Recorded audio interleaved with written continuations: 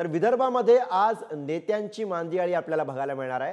लोकसभेसाठी प्रचाराला वेग आलेला आहे। आज निवडणूक अर्ज भरले जाणार आहेत आणि फडणवीसांच्या लोकसंवाद यात्रेमध्ये आज बावनकुळे हे सहभागी होणार आहेत। वर्ध्यामध्ये अमर काळे उमेदवारी अर्ज भरताना शरद पवार तिकडे उपस्थित राहणार आहेत। यवतमाळमध्ये संजय देशमुखांचा उमेदवारी अर्ज सादर करताना आदित्य ठाकरे, रोहित पवार उपस्थित राहणार आहेत। तर एकूणच आपल्याला विदर्भामध्ये आज नेत्यांची मांदियाळी बघायला मिळणार।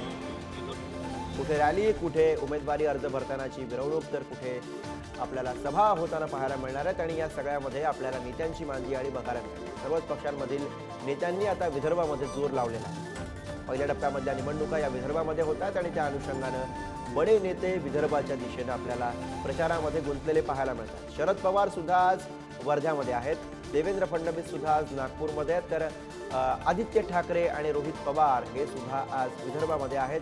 संजय देशमुखांसाठी ते त्या ठिकाणी उपस्थित राहणार आहेत। त्यामुळे एकूणच विदर्भामध्ये आज नेत्यांची मांदियाळी बघायला मिळते।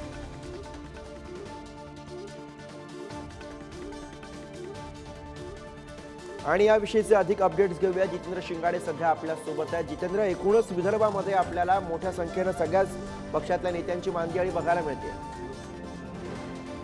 कारण पहिला आणि दुसरा टप्पा, पहिल्या टप्प्यामध्ये पूर्व विदर्भातील 5 लोकसभा मतदारसंघाचा समावेश आहे, तर दुसऱ्या टप्प्यामध्ये पश्चिम विदर्भातल्या 5 लोकसभा मतदारसंघाचा समावेश आहे। पहिल्या टप्प्यातील ज्या निवडणुका आहेत त्यामध्ये उमेदवारी अर्ज दाखल झालेले आहेत। आता प्रचाराला वेग आलेला आहे आणि त्यासाठी नितीन गडकरी यांच्या प्रचार रॅलीसाठी उपमुख्यमंत्री देवेंद्र फडणवीस आणि प्रदेशाध्यक्ष बावनकुळे हे उपस्थित राहणार आहेत। तर दुसऱ्या टप्प्यातील उमेदवारी अर्ज दाखल करण्याच्या 4 तारीख ही शेवटची तारीख आहे, 4 एप्रिल, आणि त्यापूर्वी आता निवडणुकीचे उमेदवारी अर्ज भरण्यासाठी आता सगळीकडे लगबग दिसून येते। त्याच अनुषंगाने वर्धेमध्ये शरद पवार हे त्यांचे उमेदवार अमर काळे यांच्या उमेदवारी अर्ज दाखल करतेवेळी उपस्थित राहणार आहेत। तर ठाकरे गटाचे यवतमाळ वाशिम लोकसभा मतदारसंघाचे उमेदवार संजय देशमुख यांचा उमेदवारी अर्ज भरतेवेळी आदित्य ठाकरे आणि रोहित पवार हे उपस्थित राहणार आहेत। एकूणच पाहता आज अनेक ठिकाणी जे आहेत ते कुठे उमेदवारी अर्ज दाखल करण्यात येत आहेत दुसऱ्या टप्प्यातील